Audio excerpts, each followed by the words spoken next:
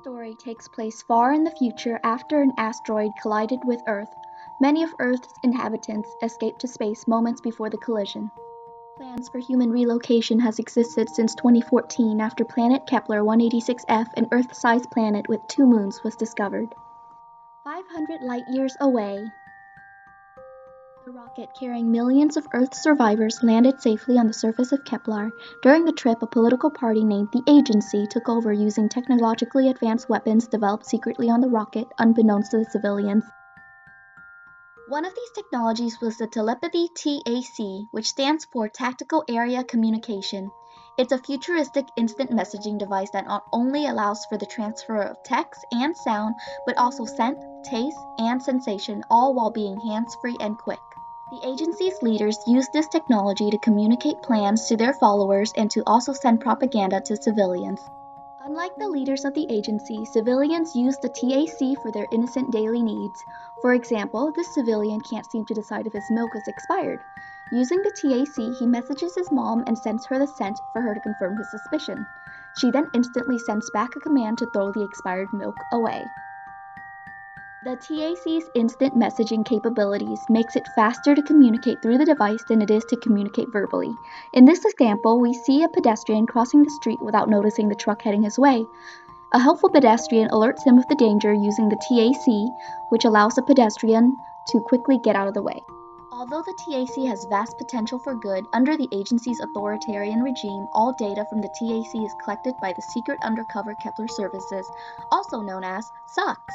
Because the TAC allows for mass surveillance without the needs of mobilizing the SUC's forces, only 2 officers are needed to control political dissent. This allows for the agency to rule the masses while keeping their main members small. Thus, institutional and decision-making frictions are lower, as all the power is concentrated, so decision-making is more efficient.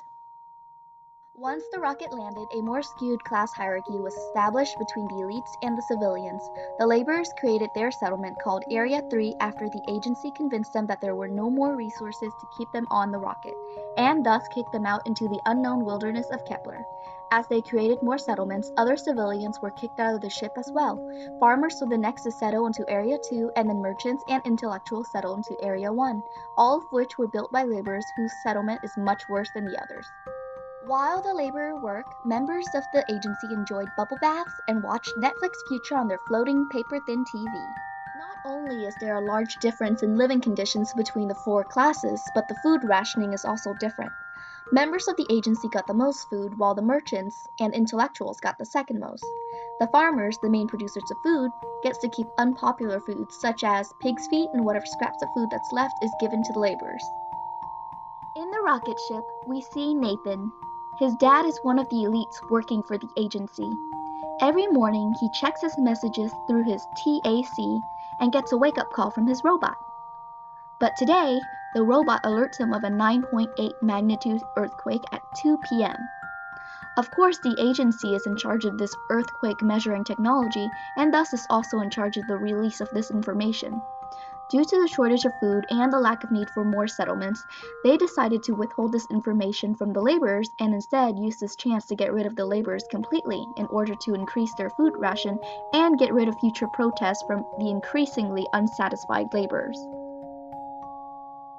The agency's plan was to use the TAC to tell all laborers to go to the coal mine and work until 5 p.m., meaning every members of the laborer group would be underground around 2 p.m. for the expected earthquake, giving no members of the group a chance to survive. The plan worked, and at 2 p.m., the earthquake hits while the laborers were all in the mine. Even in their final moments, they didn't scream. They used the TAC to express their fears, with some sending final messages of love and comfort to their family and friends. With the death of all laborers, any possible opposition to the agency's rule was extinguished, and they all lived happily ever after. Sort of.